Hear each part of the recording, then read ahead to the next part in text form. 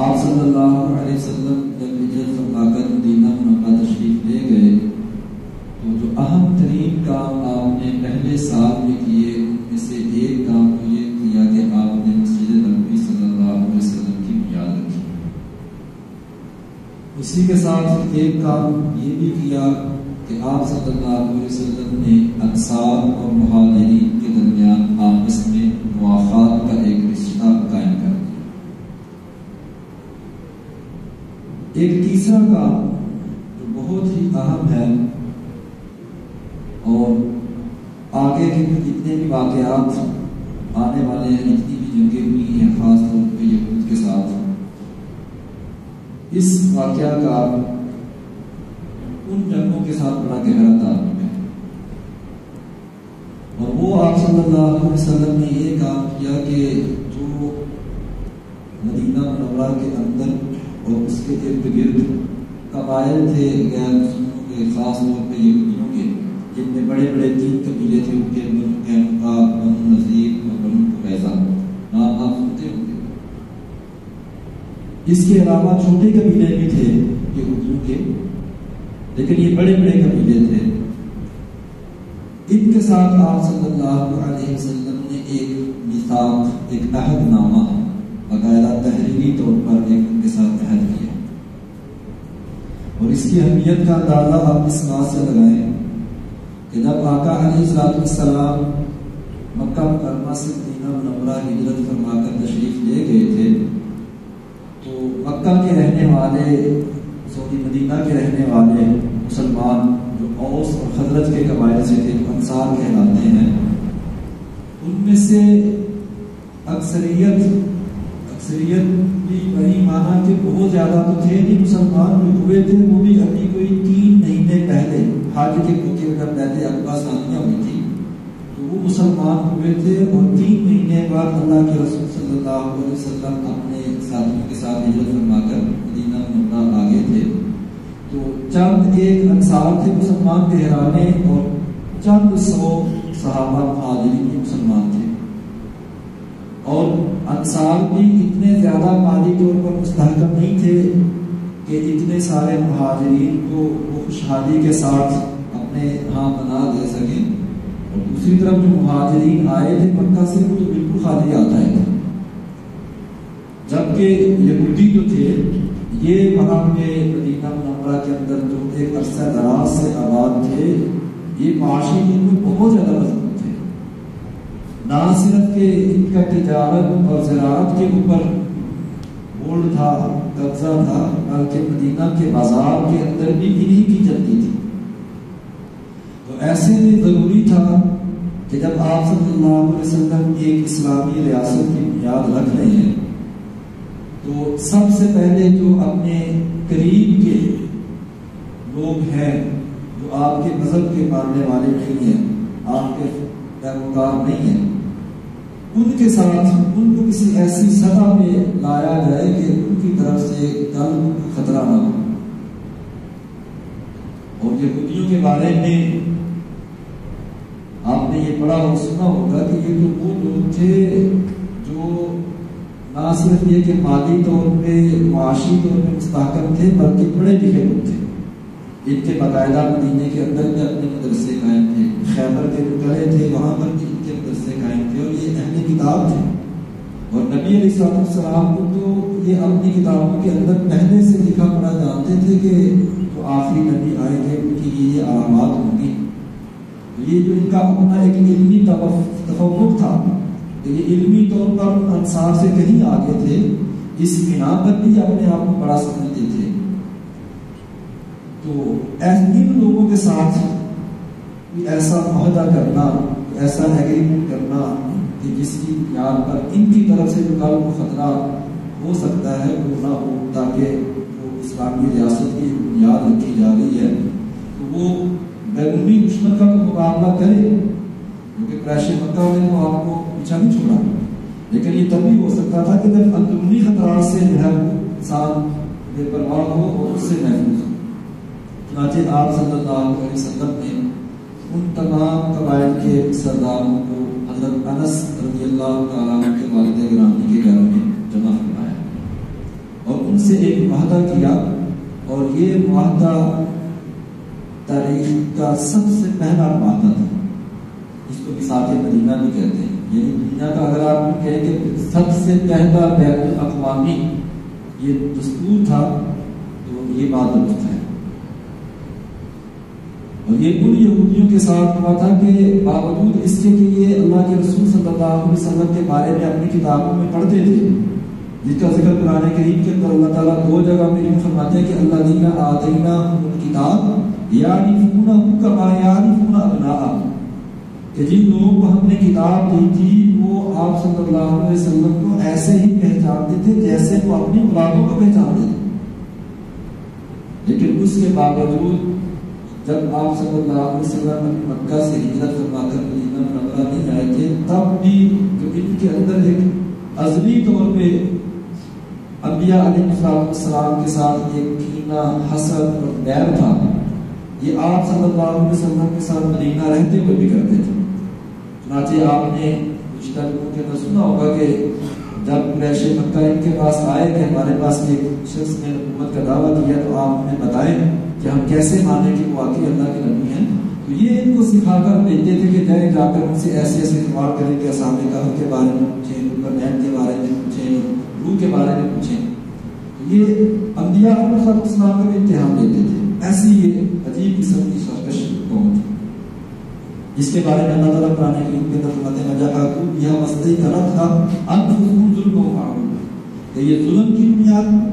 اور اپنی برتری کی بنیاد پہ باوجود اس کے کہ ان کے دل اس بات کا یقین رکھتے تھے کہ آپ واقعی اللہ کے نبی ہیں، یہ پھر بھی آیات کا انکار کرتے تھے۔ ان کے ساتھ اللہ کے رسول صلی اللہ علیہ وسلم نے ایک معاہدہ کیا۔ اب وہ معاہدہ تو بہت تفصیلی ہے، تفسیر ابن کثیر کے اندر اور اسی طریقے سے اور البدایہ والنہایہ جو تاریخ کی بڑی معتبر اور بڑی اہم کتاب ہے، اس کے اندر اس کی ایک ایک شک بڑی تفصیل کے ساتھ آئی ہے، اور تقریباً کل 47 شکیں ہیں اس معاہدے کی، لیکن جو اہم ترین ہے تقریباً 14 کے قریب میں وہ بیان کرنا ضروری سمجھتا ہوں تاکہ آئندہ کے جو غزوات پیش آئے تھے وہ اسی معاہدے کی خلاف ورزی کی بنیاد پر تھے، اور وہ ہر دفعہ جو خلاف ورزی ہوئی تھی وہ انہیں یہود کی طرف سے ہوئی تھی، اور وہ معاہدہ کتنا اہم تھا، اس کا سب کے لیے کتنا اس کے اثرات تھے پورے معاشرے کے اوپر، تو اس سے بھی آپ صلی اللہ علیہ وسلم کی ذہانت اور آپ صلی اللہ علیہ وسلم کی سمجھداری جو ہے اور آپ صلی اللہ علیہ وسلم کی جو نبوت اور جو آپ کی پیغمبری ہے اس کی ایک واضح دلیل ہے۔ چنانچہ وہ جو معاہدہ تھا، جو عہد نامہ تھا، وہ کچھ یوں شروع ہوتا ہے، آپ اگر عربی میں بول کے اس کا اردو میں ترجمہ کروں تو بات بہت لمبی ہو جائے گی، لہٰذا مختصراً میں اردو کے اندر یہ عرض کر دیتا ہوں کہ یہ تحریری عہد نامہ ہے محمد نبی امی صلی اللہ علیہ وسلم کی طرف سے درمیان مسلمان قریش اور یثرب کے اور یہود کے، کہ جو مسلمانوں کے تابع ہوں اور ان کے ساتھ الحاق چاہیں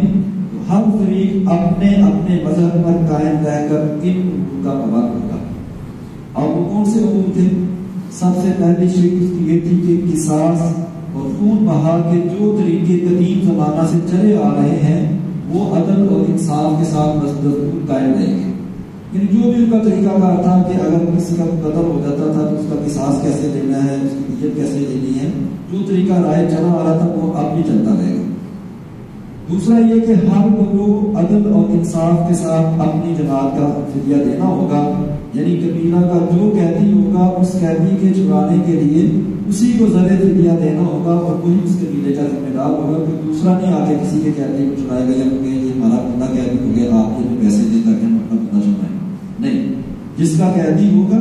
وہی آپس میں پیسے جمع کریں گے اور اپنا قیدی چھڑوائیں گے، کیونکہ جگہ بہت زیادہ ہوتی تھی اور وہ قیدی بھی ہوتے تھے، آپ اگر ایک کا بوجھ دوسرے کے اوپر ڈالا جائے تو وہ بہت لمبا سلسلہ ہو جائے گا، تو دوسری اس کی شکایت تھی۔ تیسرا فرمایا کہ ظلم اس عدوان یعنی زیادتی اور فساد کے مقابلے میں سب متفق رہیں گے، اس بارے میں کسی کی رعایت نہیں کی جائے گی اگرچہ وہ کسی کا بیٹا ہی کیوں نہ ہو، یعنی اگر کسی بڑے کا وہ بیٹا ہی کیوں نہ ہو، بڑا صحیح کوئی اولاد ہی کیوں نہ ہو، اگر وہ ظلم کرتا ہے، اگر وہ زیادتی کرتا ہے، اگر وہ فساد مچاتا ہے تو اس کے مقابلے میں سب متفق ہوں گے، کسی کی رعایت نہیں کی جائے گی۔ اور ایک اور شک کہ کوئی مسلمان کسی مسلمان کو کسی کافر کے مقابلہ میں قتل کرنے کا مجاز نہیں ہوگا، اور نہ کسی مسلمان کے مقابلہ میں کسی کافر کی کسی قسم کی مدد کی اجازت ہو۔ یعنی یہود جو ہے وہ مشرکین مکہ تھے، مسلمانوں کے خلاف ان کی مدد نہیں کریں گے، ایسے جو اور ہے وہ مسلمانوں کے خلاف کسی کی مدد نہیں کرے گا۔ ایسے اس کی ایک شک یہ تھی کہ ایک ادنا مسلمان کو پناہ دینے کا وہی حق ہوگا جیسا کہ ایک بڑے باقی مسلمان کو ہوگا۔ یعنی ایک مسلمان ایسا ہے کہ اس کا مقام و مرتبہ بہت زیادہ ہے اور وہ کسی کو پناہ دیتا ہے، تو جتنا حق اس کو کسی کو پناہ دینے کا ہے اتنا ہی حق کسی ایک عام مسلمان کو۔ یعنی اگر حضرت ابوبکر صدیق رضی اللہ تعالیٰ یا حضرت عمر فاروق رضی اللہ تعالیٰ عنہ کسی کو پناہ دیتے ہیں، ان کی پناہ تسلیم کی جاتی ہے، تو یہی حق اگر حضرت بلال رضی اللہ تعالیٰ عنہ کسی کو پناہ دیتے ہیں تو وہ بھی تسلیم کیا جائے گا۔ یعنی کسی کے درمیان کوئی فرق نہیں ہوگا۔ اور شرطی جو اس کی شک تھی کہ جو یہود مسلمانوں کے تابع ہو کر رہیں گے ان کی حفاظت مسلمانوں کے ذمہ ہوگی، ان پر نہ کسی قسم کا ظلم ہوگا اور نہ ان کے مقابلہ میں ان کے دشمنوں کی کوئی مدد کی جائے گی۔ یعنی غیر مسلموں کو بھی مدینہ کے اندر جب وہ رہیں گے مسلمانوں کے تابع ہو کے تو مسلمان ان کی حفاظت کریں گے، جس کی آج بھی ہمیں ضرورت ہے کہ ہمارے ملک کے اندر اور بھی جہاں پر اسلامی ممالک ہیں، جتنے بھی غیر مسلم وہاں پر آباد ہیں ایک شہری کی حیثیت سے، تو ان کی حفاظت وہاں کے رہنے والے مسلمانوں کی ذمہ داری ہے۔ اور ایسے ہی کسی کافر اور مشرک کو یہ حق نہ ہوگا کہ مسلمانوں کے مقابلہ میں قریش کے کسی جان یا مال کو پناہ دے سکے یا قریش اور مسلمانوں کے مابین حائل ہو۔ یعنی اگر کوئی آ کر مشرکین مکہ میں سے کسی یہودی کے پاس یا کسی اور کافر کے پاس جو ہے وہ آ کر ٹھہرنا چاہے گا تو اس کو ٹھہرانے کا حق نہیں ہوگا، کیونکہ وہ ٹھہرے گا تو ظاہر ہے مسلمانوں کے خلاف سازش کرے۔ اور یہی آج کل ہمارے یہاں کہا جاتا ہے کہ کوئی ملک اپنی سرزمین دوسروں کے خلاف استعمال نہ ہونے، اور ہمارا اپنے بہت سارے ہمسائے ملکوں کے ساتھ ایک تنازع یہ بھی ہے کہ ان کی سرزمین ہمارے خلاف استعمال ہوتی ہے، اور کہیں کہیں ناقص پالیسیوں کی وجہ سے ہماری بھی ہو سکتا ہے سرزمین کے لیے استعمال۔ تو ایسا فرمایا کہ نہیں ہوگا۔ اور ایسے ہی بوقت جنگ یہود کو جان و مال سے مسلمانوں کا ساتھ دینا ہوگا، مسلمانوں کے خلاف مدد کی اجازت نہیں ہوگی۔ یعنی اگر کہیں مسلمانوں کی جنگ چھڑ جائے تو یہودیوں کے اوپر لازم ہوگا کہ وہ اپنی جان بھی اور اپنا مال بھی ساتھ لگا کر وہ جنگ کریں گے، اور ایسے ہی اگر یہود کی کسی کے ساتھ جنگ ہوگی تو مسلمان ان کا ساتھ دیں گے۔ نبی کریم صلی اللہ علیہ وسلم کا کوئی دشمن اگر مدینہ پر حملہ کرے گا تو یہود پر حضرت صلی اللہ علیہ وسلم کی مدد لازم ہوگی۔ اور جو قبائل اس عہد اور حلف میں شریک ہیں، اگر ان میں سے کوئی قبیلہ اس حلف اور عہد سے علیحدگی اختیار کرنا چاہے تو بغیر نبی کریم صلی اللہ علیہ وسلم کی اجازت کے علیحدگی اختیار کرنے کا مجاز نہیں ہوگا۔ یہ نہیں کہ یک طرفہ میں وعدہ ختم کر دے کہ میرا تو آپ کے ساتھ آئندہ کوئی وعدہ نہیں، پہلے وہ آئے گا، نبی علیہ السلام کو بتلائے گا، ان سے اجازت دے گا، ان کو اعتماد میں لے کر وہ اس عہد کو ختم کرنے کا مجاز ہوگا، اس کے علاوہ وہ مجاز نہیں ہوگا۔ ایسے ہی ایک اس کی شک یہ تھی کہ کسی فتنہ پرداز کی مدد یا اس کو ٹھکانہ دینے کی اجازت نہ ہو۔ یعنی بعض لوگ ایسے ہوتے ہیں جو فتنہ پھیلاتے ہیں، تو کسی کو بھی کسی فتنہ پرداز کی مدد یا اس کو ٹھکانہ دینے کی اجازت نہ ہوگی، اور جو شخص کسی ایسے شخص کی مدد کرے گا یا اس کو اپنے پاس ٹھکانہ دے گا تو اس پر اللہ کی لعنت اور غضب ہے، قیامت تک اس کا کوئی عمل قبول نہ ہوگا۔ اتنی سخت یہ شک تھی کہ نہ یہودی جو ہے وہ کسی کو ٹھکانہ دے سکتے ہیں مسلمانوں کے خلاف، نہ ہی اور وہاں پہ رہنے والے عیسائی یا مشرکین، اور نہ ہی مسلمان کسی ایسے شخص کو اجازت دیں گے ٹھہرنے کی جو یہودیوں کے خلاف سازش کے اندر بن سکے۔ ایسے ہی مسلمان اگر کسی سے صلح کرنا چاہیں گے تو یہود کو بھی اس صلح میں شریک کرنا ضروری ہوگا۔ یعنی مسلمان اگر کسی کے ساتھ کسی معاملے میں صلح کر رہے ہیں تو ایسا نہیں کہ جن کے ساتھ معاہدہ ہے، جن کے ساتھ ایگریمنٹ ہے، ان کے علم میں بھی نہیں ہے کہ کس کے ساتھ صلح کر رہے ہیں، کس کے ساتھ دشمنی کر رہے ہیں، تو ان کو بھی اس معاہدے کے اندر شریک کرنا ضروری ہوگا، کسی کو ناعلم نہیں رکھا جائے گا۔ ایسے ہی جو کسی مسلمان کو قتل کرے اور شہادت موجود ہو کہ اس کو قتل کیا گیا، فلاں نے قتل کیا ہے، تو اس کا قصاص لیا جائے گا، الا یہ کہ مقتول کا جو ولی ہے وہ دیت وغیرہ دینے پر راضی ہو جائے، جو کہ ایک اسلام کا قانون ہے